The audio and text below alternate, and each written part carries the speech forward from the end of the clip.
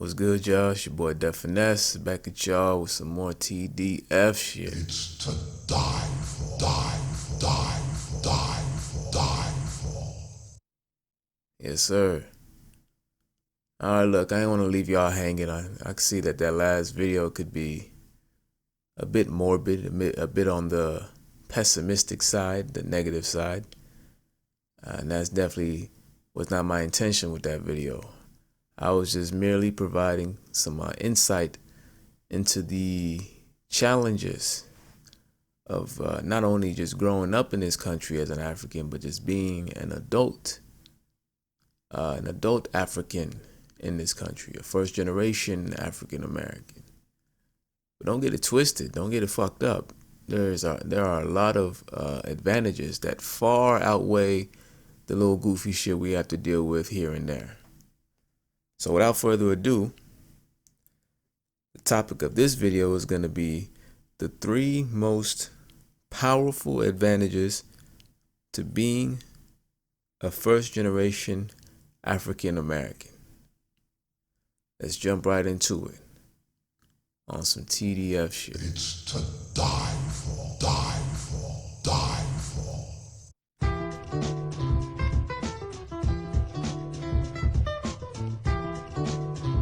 Let's get it.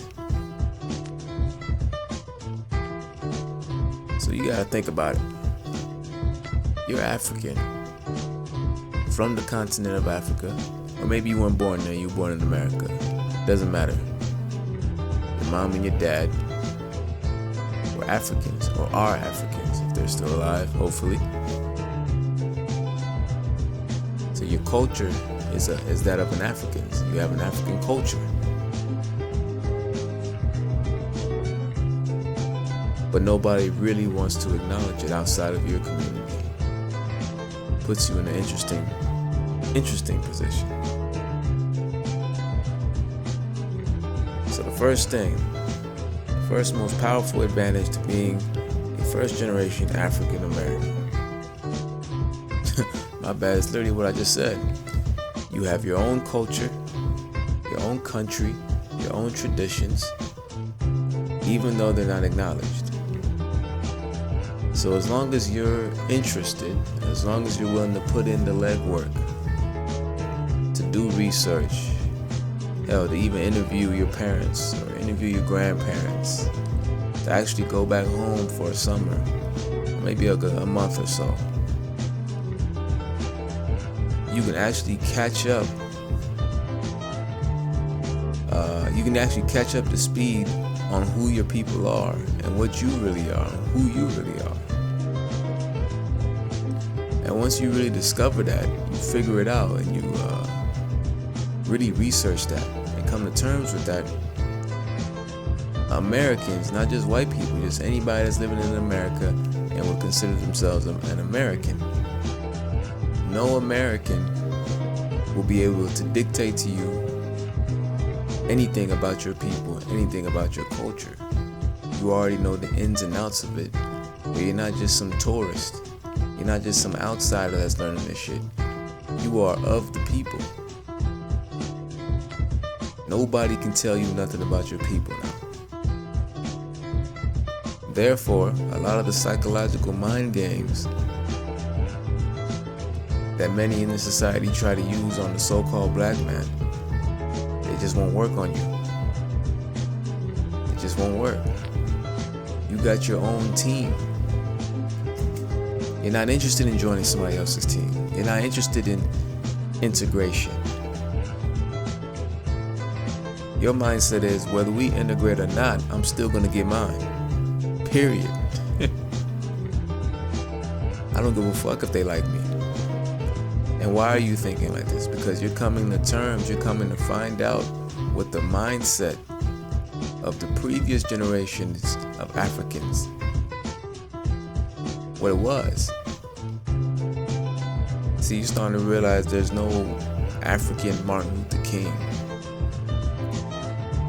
There's no Africans that have come out and have talked their people into marching and begging, or just waiting on the oppressor to just decide, okay, I don't want to oppress you no more.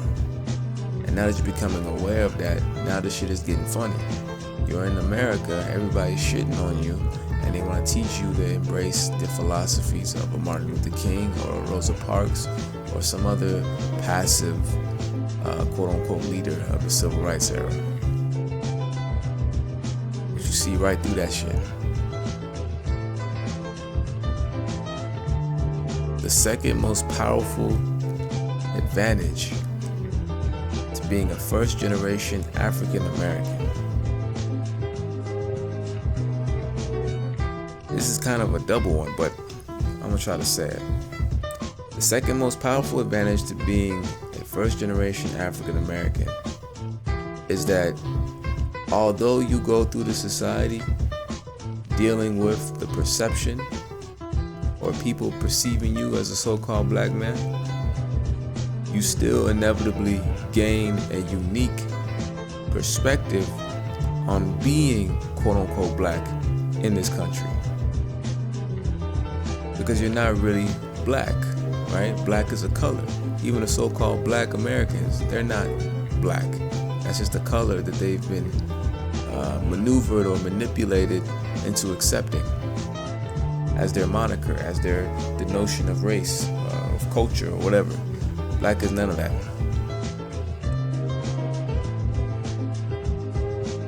But because you're not actually so-called black, but everybody wants to tell you that you're so-called black, you end up gaining a very, very interesting perspective on just being so-called black in this country. You're gonna have a much more objective perspective on it, a much more analytical perspective, because you're never gonna be as emotionally invested in this as a so-called black man. You're never gonna be emotionally invested in figuring out a way to make white people like you if you're an African who has a true understanding of their culture. It just doesn't work that way. Once you go down that path of knowledge and you find out who you are and who your people were, it's hard for you to double back and go backwards and run back to massa. Or, excuse me, a white man that wants to be your massa.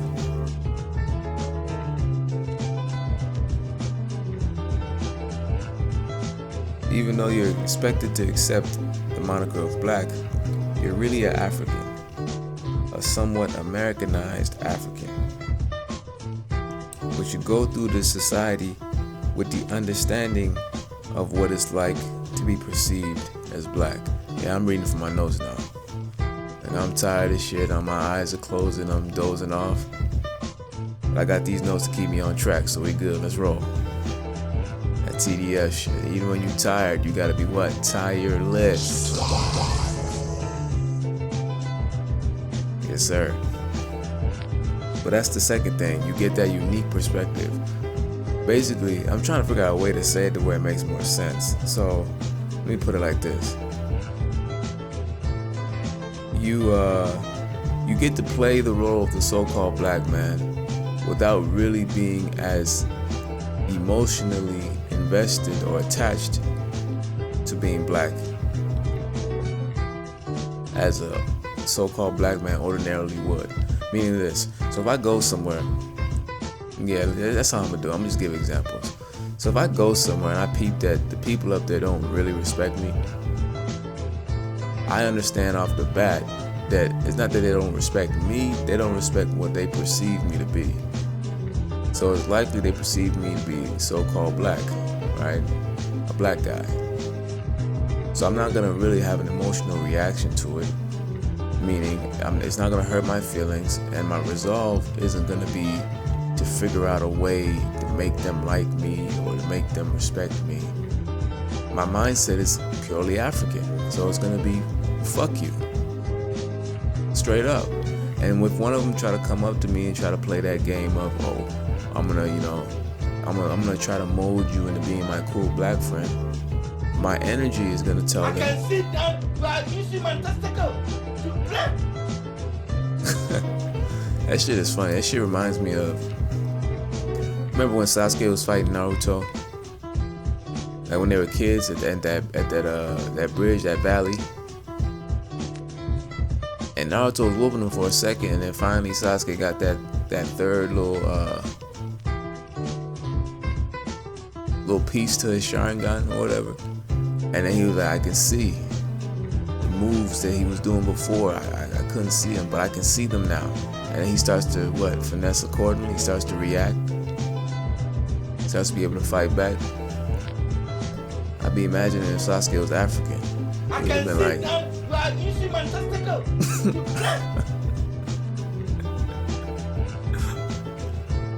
oh, my bad, I'm sorry. But yeah, just as an African putting up with this type of shit, you're never going to be as emotionally invested, which makes you much more objective in your analyzation of the situation, right? You never catch me really going out of my way to try to figure out how to come together with other demographics, with other races. It's not going to happen. Why? Because I have my own team, and I'm aware that I have my own team. And that's the beauty of being an African that has to deal with that moniker of quote-unquote black. Okay, now the third and final advantage to being a first-generation African American is that because your culture is non-existent in this society or in this country, you're actually forced, that's right, you're forced, indirectly forced to study and break down everyone else's culture.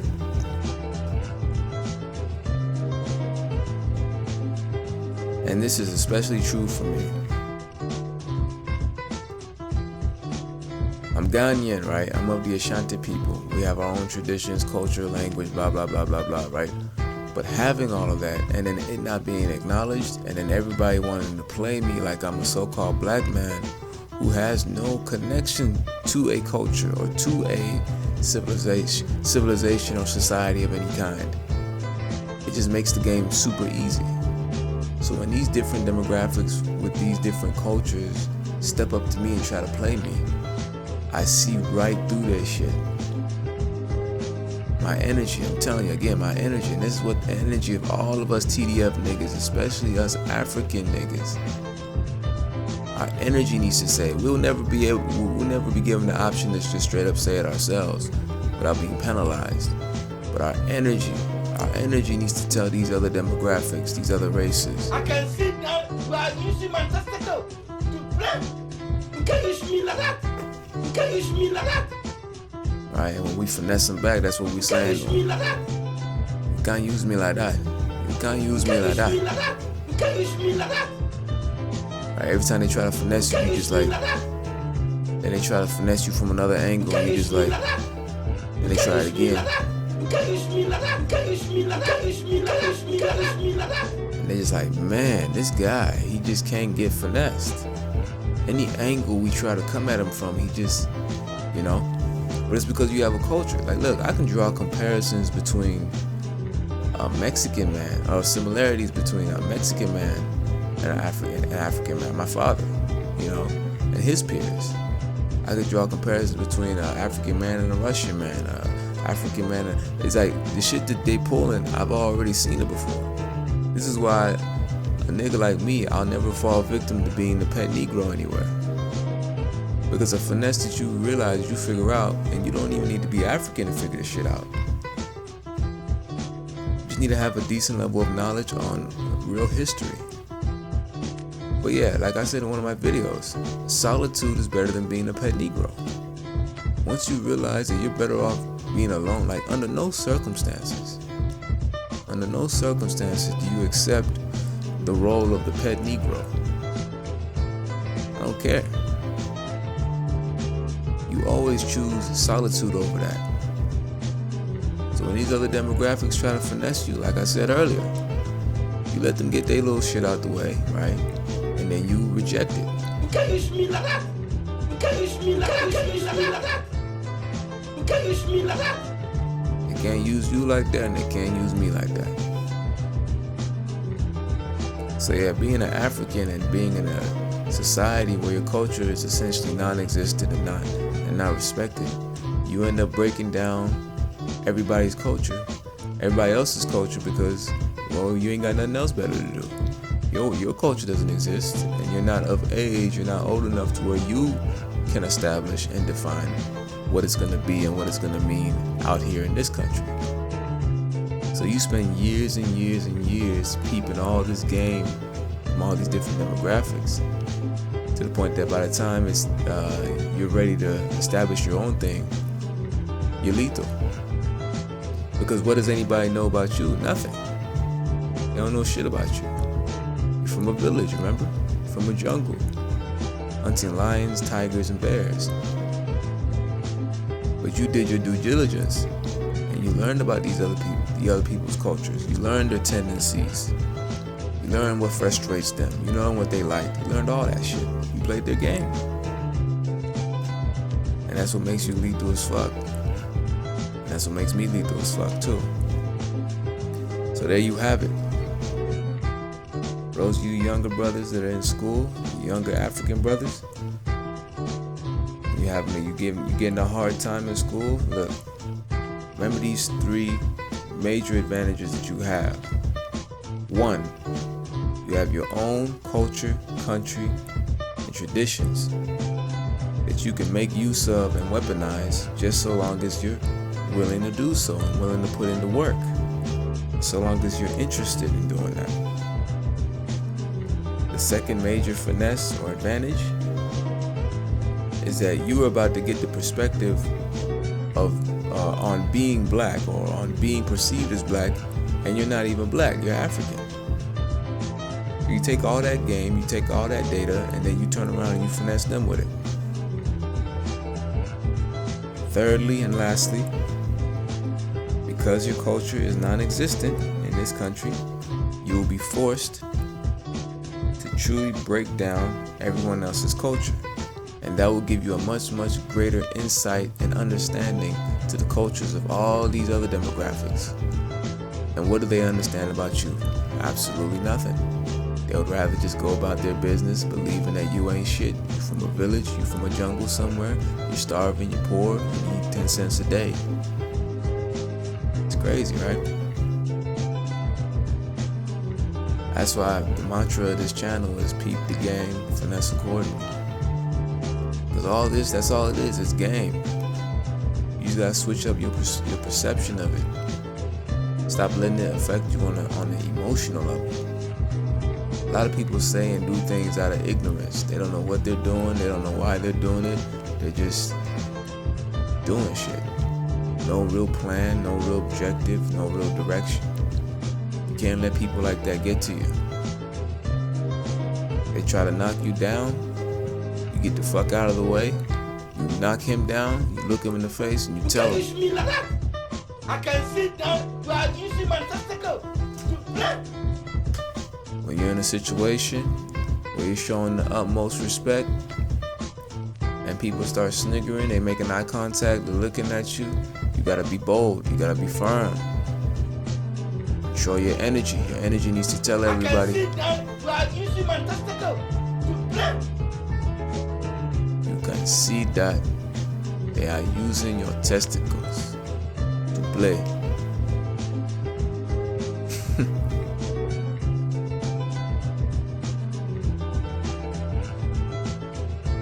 You're not there to play. You ain't they friends. Get to work, get to finessing on some TDF shit.